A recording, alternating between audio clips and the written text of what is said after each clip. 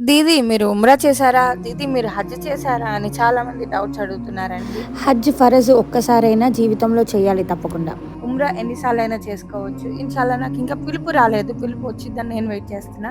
మనం దగ్గర ఎంత మనీ ఉన్నా, ఉన్నా గానీ అల్లా దగ్గర నుండి అక్కడ ఇన్విటేషన్ రాకపోతే ఎవ్వరు ఎళ్ళలేరనమాట. ఈరోజు మన వీడియోలో ఉమ్రా ఆదేశం, ఉమ్రా ఘనత, ఉమ్రా ఎప్పుడు విధిగా అనగా ఫరజ్ అయ్యిద్దో తెలుసుకుందాం ఇన్‌షాల్లా. ఉమ్రా ఆదేశం ముస్లిం స్త్రీ పురుషులపై జీవితంలో ఒక్కసారి ఉమ్రా విధిగా ఉంది. అంటే ఫరజ్ అయిందనమాట. అల్లా సుబ్హానహు తాలా సూరా బఖ్రా 2:196లో ఇలా ఆదేశిస్తున్నారు.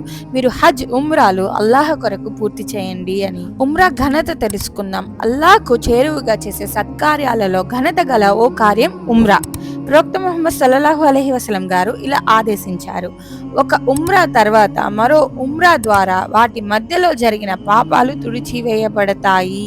రిఫరెన్స్ సహీ బుఖారీ 1733, సహీ ముస్లిం 1349. మరో సందర్భంలో ఇలా తెలియజేయబడింది. ఒకటెనుకొక హజ్ ఉమ్రాలు చేస్తూ ఉండండి, అందువల్ల పాపాలు మరియు బీద రకాలు దూరం అవుతాయి. రిఫరెన్స్ ఇబ్నె మాజా 2887. ఉమ్రా ఎప్పుడు ఫరజ్ విధిగా అయ్యిద్ది. బుద్ధిమంతుడైన వయస్సులో ఉన్న ముస్లిం అర్హత గలవాడైతే అతనిపై ఉమ్రా ఫరజ్ అయ్యిద్ది.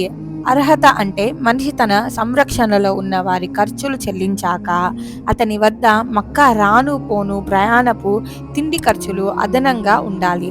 అలాగే దారి నిర్భయంగా ఉండాలి. హజ్ చేయుటకు ఆటంకం కలిగించే ఏ అంగవైకల్యం గాని లేదా శారీరక రోగం గాని ఉండకూడదు. స్త్రీ విషయంలో ఇందాక తెలుపబడిన నిబంధనలతో పాటు ఆమెతో తన మెహరం భర్త లేదా వివాహ నిషిద్ధమైన బంధువు ఉండాలి. అలాగే ఆమె తన భర్త చనిపోయినందువలన లేదా విడాకులు పొందే గడువులో ఉండకూడదు. ఈ మధ్య కొత్త రూల్ వచ్చింది. మెహరం తోడుగా లేకపోయినా కూడా ఆడవాళ్ళకి హజ్ ఉమ్రా సౌకర్యం కల్పించారు అని చెప్పి సౌదీ నుండి ఒక కొత్తగా వచ్చింది. బట్ అది ఎంతవరకు జెన్యూన్ అని నాకైతే తెలియదు.